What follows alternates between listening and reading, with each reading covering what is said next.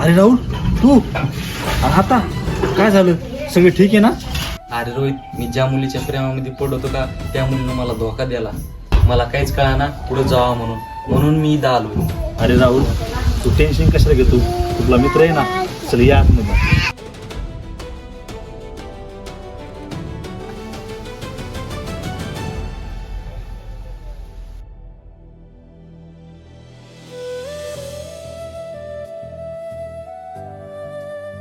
तू नाही का इथेच बस, मी तुला काहीतरी खायला घेऊन येतो.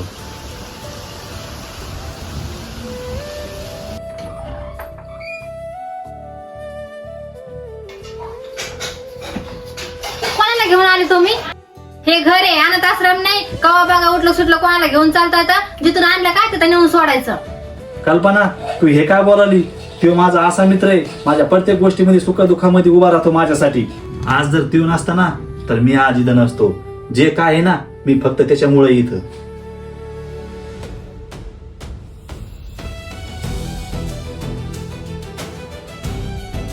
तर आहे तुला जर याचं काही नसलं करू वाटलं ना तर सगळं मी करतो, पण तू करू नको.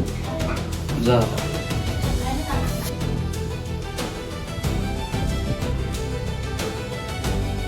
पुढे चालला राहुल.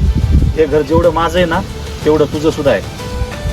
हा भैया, ते खरं बोलायला लागले तर जेवढं घर त्यांचं आहे का तेवढं घर तुमचं सुद्धा आहे. चला माझं.